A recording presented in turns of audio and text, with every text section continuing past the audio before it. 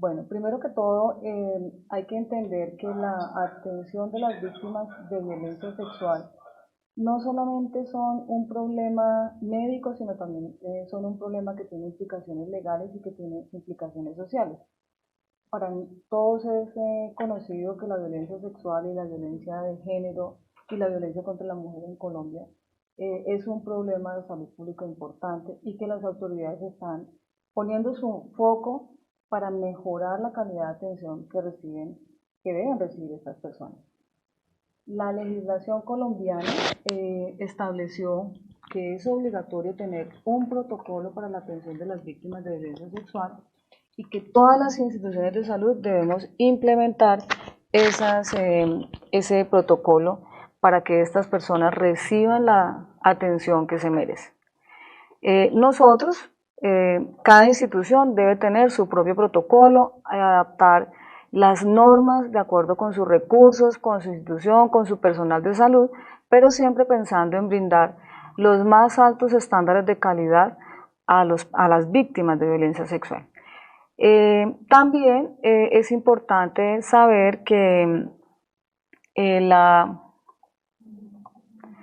todo acto de violencia sexual siempre constituye una urgencia, es decir, que estas víctimas deben ser atendidas inmediatamente, que no requieren ningún tipo de afiliación al sistema, pueden ser personas que estén en la seguridad social, pueden ser personas que estén vinculadas en el sistema, pero todas, absolutamente todas deben recibir la atención en los servicios de salud, en urgencias. No requiere ninguna afiliación, como decíamos, su atención es gratuita. Estas personas no pueden ser, digamos, objeto de hacerles cobros de cuotas moderadoras, de copagos o de hacer algún depósito para la atención por urgencia, sino son absolutamente una atención gratuita. También es muy importante que las víctimas de violencia sexual les garanticemos la privacidad y asegurar la confidencialidad de su historia. Muchas de las víctimas de violencia sexual no reportan, no acuden a los servicios de salud porque sienten vergüenza y porque además de eso, pues la comunidad va a conocer el hecho y eso va a limitar muchísimo todas las acciones de justicia que deben darse posteriormente. Ante todo hay que respetar la autonomía del paciente.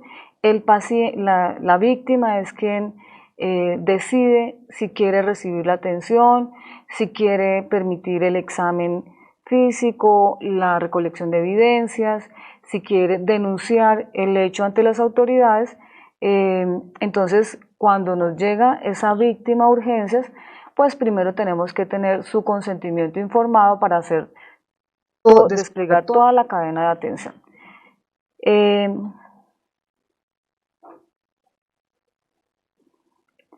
El primer paso en urgencias es manejar aquellas situaciones que comprometen la vida de las personas.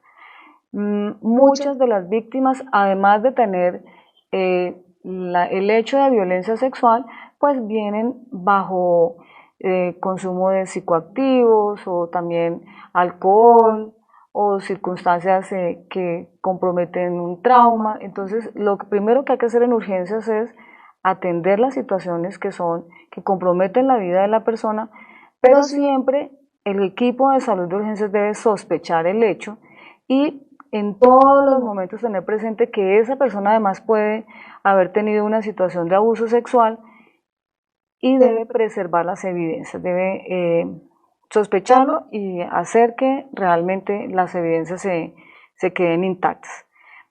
Como les decía, pues debe solicitarse el consentimiento informado a la víctima antes de hacer cualquier intervención, realizar una completa valoración médica de la víctima. Esto comprende el examen general, el examen mental, el examen ginecológico o genital y pues de acuerdo a este examen pues hacer el diagnóstico clínico según el tipo de violencia sexual.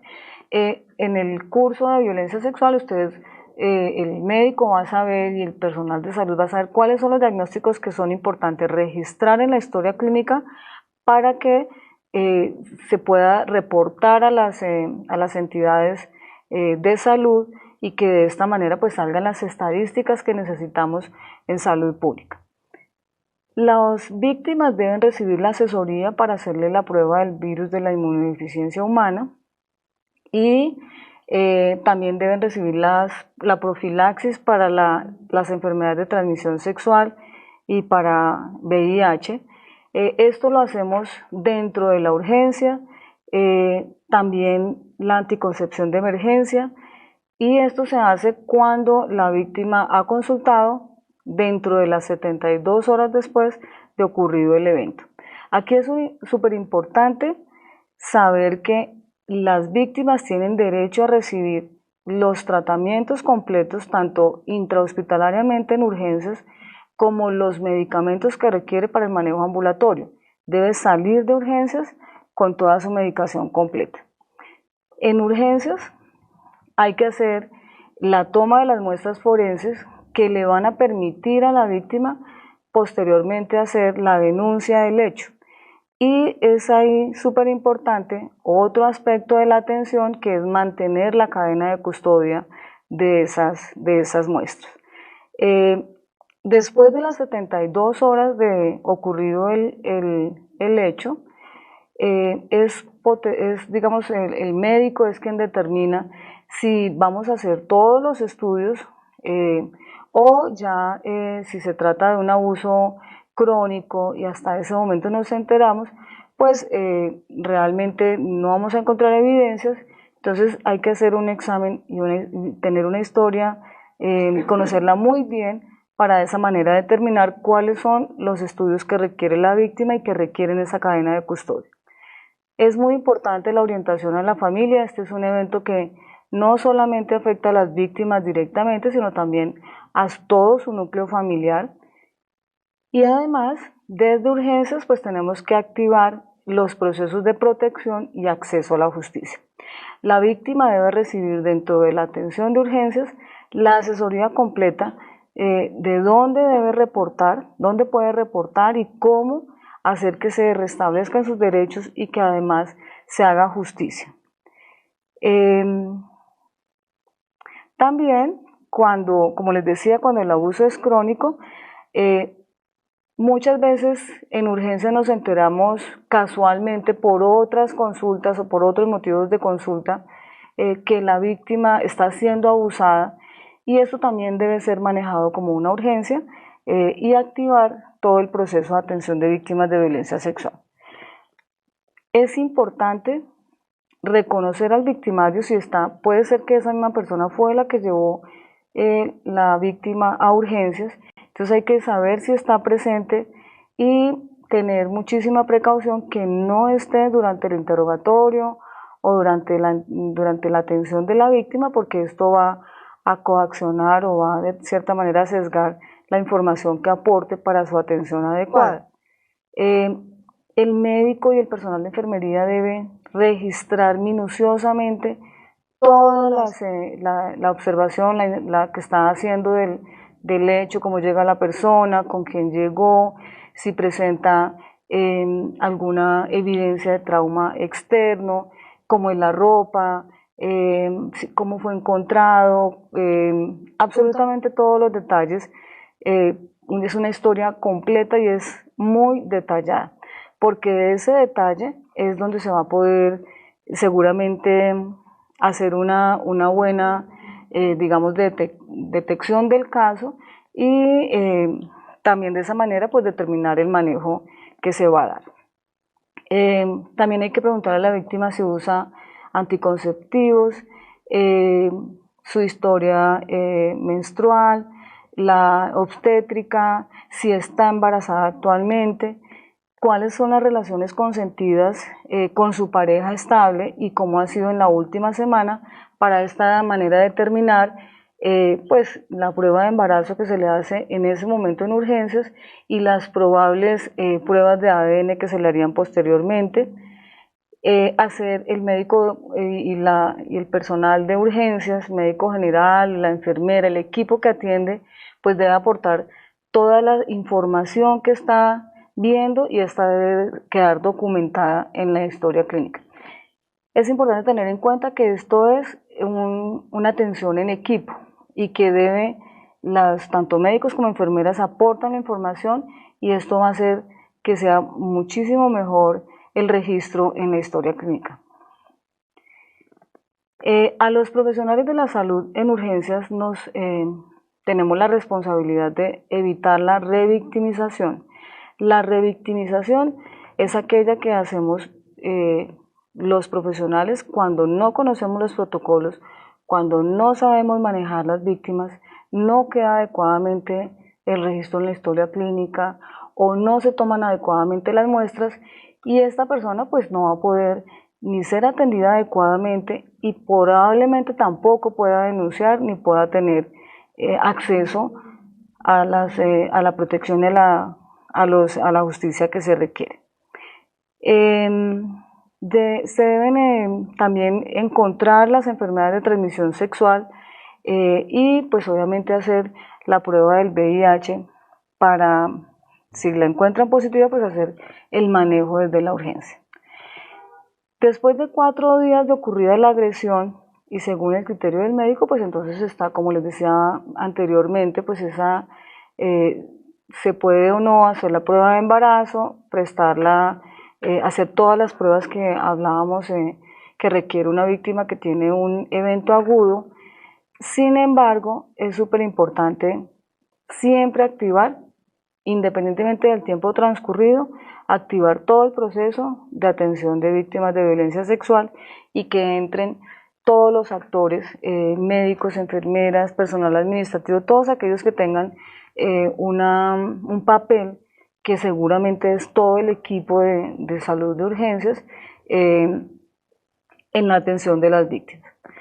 No hay que descartar que la detección no se haga en urgencias, la detección se puede dar en un servicio de hospitalización, en la consulta externa, en odontología, en cualquier otro servicio que ofrezca la institución de salud y en ese caso es súper importante que todas las personas de una institución de salud estén capacitadas y sepan a dónde deben referir las víctimas y dónde se debe iniciar ese proceso de atención.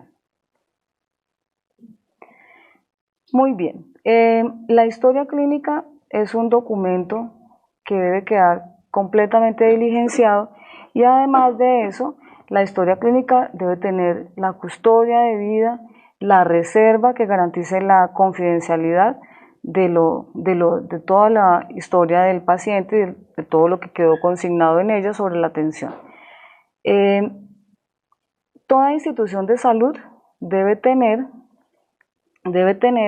un grupo que atienda las víctimas de violencia social. O sea, más que los atienda es un grupo que vele porque se cumplen todos los estándares de calidad de atención de las víctimas. Este grupo debe ser multidisciplinario. Ustedes van a encontrar que el personal de seguridad, la persona de admisiones, el laboratorio, que hay muchísimas personas en la institución de salud que tienen algún rol en la atención de las víctimas, que no solamente es médico y enfermera, y que todos estos deben engranar perfectamente para que fluya la atención con calidad de la víctima. Que también debemos tener unos recursos establecidos previamente. Debe existir un sitio donde se atienda la víctima, donde la vamos a ingresar inmediatamente, llegan a urgencias. Debe existir un kit de atención de las víctimas de violencia sexual, que estén todos los elementos, que no se pierda tiempo, que no se pierdan las evidencias porque no tenemos los elementos necesarios para preservarlas, la papelería necesaria como los consentimientos informados, el personal asistencial administrativo debidamente capacitado, y todos los formatos de vigilancia epidemiológica para hacer el reporte a las autoridades. Debe haber una ruta interna, esto depende de cada institución, una ruta donde están la documentación, las personas pueden acceder a ellas después, pues rápidamente, si llega una víctima y hay alguna persona que no tiene la información, pues que esa información puedan acceder, puedan consultarla como un ABC de la atención para que sea de consulta rápida y puedan atender la víctima. Muy bien, para finalizar les voy a mostrar un flujograma muy rápido que, como les decía, tiene que ser adaptado a las condiciones físicas de cada institución, a los recursos disponibles, pero todo el mundo debe saber qué tiene que hacer y cuál es el flujograma de atención de la víctima. Lo primero que debe ocurrir es que si ustedes tienen un sistema en el cual se agilizan los turnos, pues lo ideal es que esta persona no haga un proceso normal de tomar un turno y esperar a que lo llamen, sino que si hay alguien en la sala de espera que detecta que hay una víctima de violencia sexual, pues que esa persona agilice y que pase la víctima inmediatamente al triage. Posterior a esto, súper importante es que, como les decía, todas las víctimas de violencia sexual son una urgencia, la atención es una urgencia, entonces los pacientes deben ser clasificados como prioridad 1 cuando son menores de 72 horas o como prioridad 2 cuando son eventos crónicos de más de 72 horas, pero nunca pueden ser clasificados en prioridades menores porque estas víctimas van seguramente a esperar y seguramente en esa espera las vamos a perder, van a perder la oportunidad de recibir la atención y además de esto, pues esto es sancionado por la ley, esto es por norma que deben tener esta clasificación. Posteriormente el paciente debe hacer su registro de admisión. Para esto la recomendación es que haya alguien que haga este trámite de admisión porque la víctima debe pasar después del triage a un consultorio de atención y el proceso administrativo es un proceso interno que debe hacer el servicio de urgencias. El siguiente paso es ya la atención médica y de enfermería. Aquí hay muchísimos ya detalles que seguramente en el curso ustedes van a profundizar en ellos, pero clave, como les decía, garantizar la privacidad y la confidencialidad, diligenciar los consentimientos informados tanto para hacer el examen físico y la atención completa como para la prueba de VIH, la evaluación completa de la víctima, recolectar y preservar las evidencias, llevar la cadena de custodia de esos elementos materias de prueba, realizar los laboratorios mínimos, la víctima debe recibir exámenes o realizarle exámenes para el VIH, para hepatitis B, para infecciones de transmisión sexual.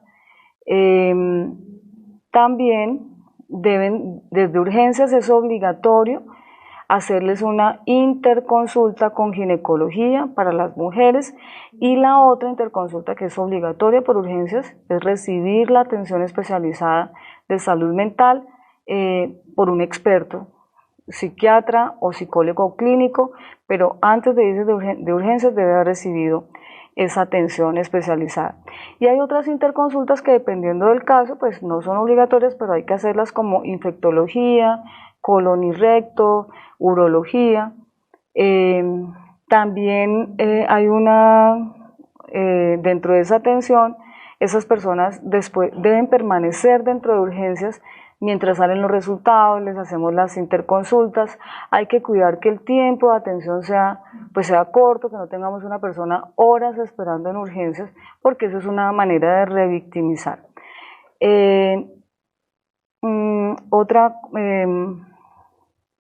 Otro aspecto de atención es que reciban la vacunación para hepatitis B si la requiere, las profilaxis, los medicamentos y, como les decía, todo el tratamiento para el manejo ambulatorio lo debe recibir desde urgencia.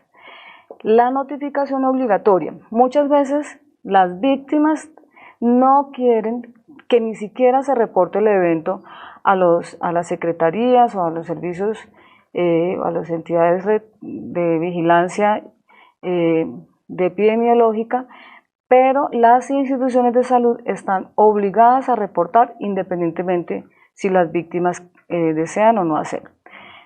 El siguiente paso es para la salida.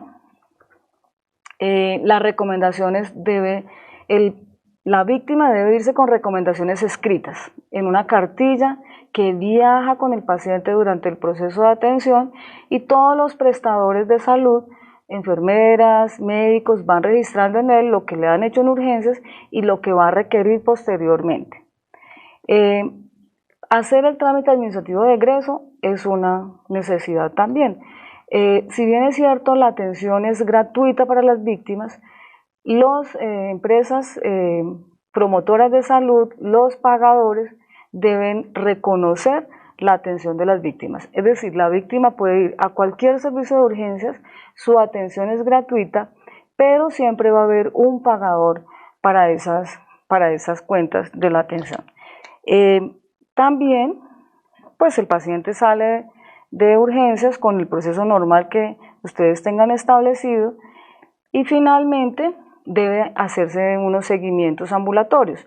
Los seguimientos de la institución de salud, por lo menos aquellos en los cuales digamos, verifiquemos el entendimiento que tuvo la víctima sobre a dónde podía acudir, a dónde podía acceder a la justicia, si fue a su EPS y continuó el proceso de atención, porque nosotros aquí estamos haciendo solo la primera parte, que es la atención de urgencias, pero este es un evento largo, de recuperación larga, que va a requerir muchísima atención posterior a la atención de urgencias. Y es importante en sus instituciones, pues, pensar que hay que hacer una educación interna, porque pueden estar las víctimas en nuestra misma institución de salud, ¿cierto? Porque nosotros tenemos familias, y podemos tener a alguien que tenga esta situación. Súper importante estar todos sensibilizados, que quizás ese contacto con el servicio de salud es la única oportunidad que tenga una víctima de violencia sexual de reportar lo que le está pasando y recibir la atención que se merece. Muy bien. Muy bien, muy bien. Marta, muchas gracias por tu introducción y por toda esa capacitación que nos has dado el día de hoy. Yo creo que hay puntos muy importantes en este abrebocas de cómo se debe atender a una víctima de violencia sexual. Pero creo que es muy importante los puntos que nos has tocado hoy, y creo que es de suma importancia para todas las instituciones, por lo menos en Colombia, que atiendan de una forma sistemática, regular y con calidad a las posibles víctimas de violencia sexual. Entonces, yo primero te quiero agradecer mucho por este espacio que nos has dado. Creo que es muy importante para todos esta forma diferente de aprender y de ver cómo podemos atender a una víctima.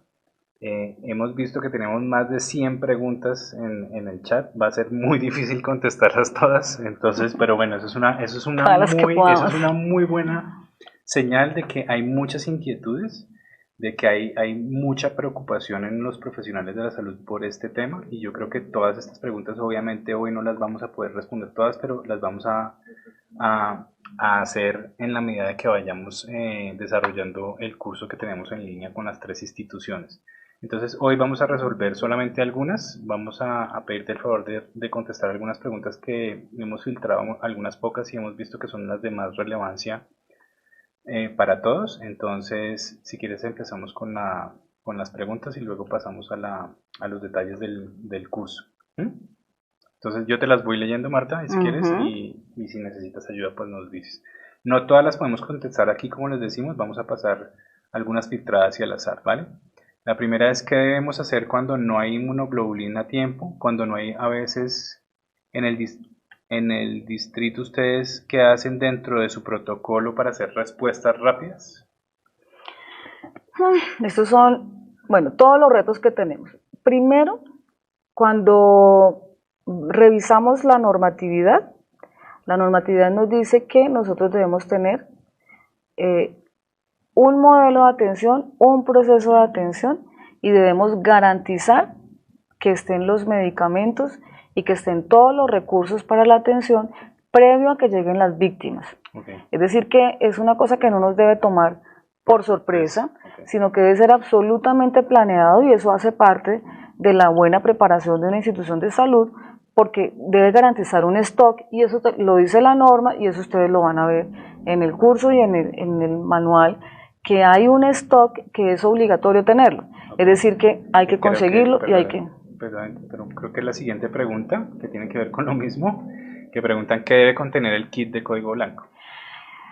Bueno, lo primero es que el kit pues tiene muchísimos elementos. Aquí no podría, tiene una lista de chequeo.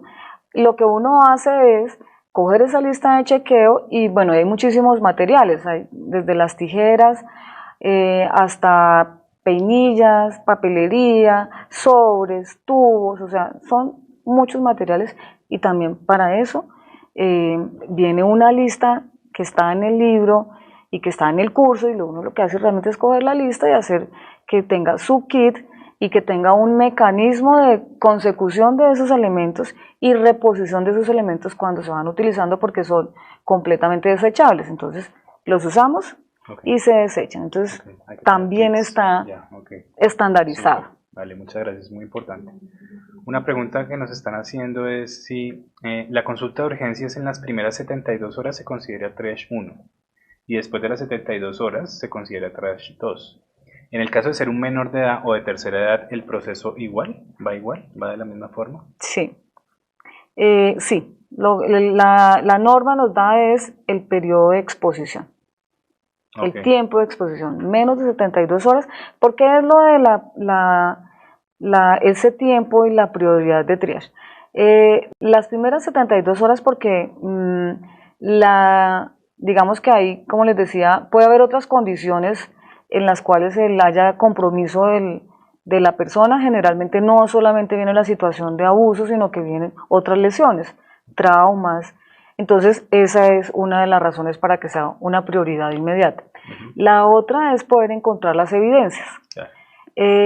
La verdad, la norma dice, bueno, todas las violencias sexuales, independientemente del tiempo de abuso, tienen que ser casi una emergencia, y es para no perder la víctima. Claro, de acuerdo. Otra pregunta, ¿cuál sería el papel del neurólogo? ¿Por qué la obligatoriedad de todo esto para todas las especialidades, incluso en la consulta externa?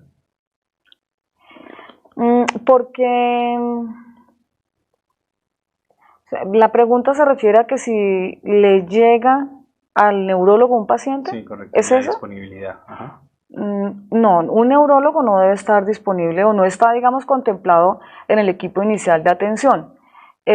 Lo que sí es que en toda la institución, médicos y enfermeras tienen que estar capacitados, porque el paciente puede llegar por cualquier vía. Entonces sí está bajo su responsabilidad que la víctima reciba la orientación de acudir al servicio de urgencias de la misma institución donde está, o a cualquier servicio de urgencias de la ciudad y del país. Entonces, más que no es la atención del neurólogo o de cualquier otra especialidad, sino es que debe saber qué hacer cuando detecta una víctima de violencia sexual en su consulta.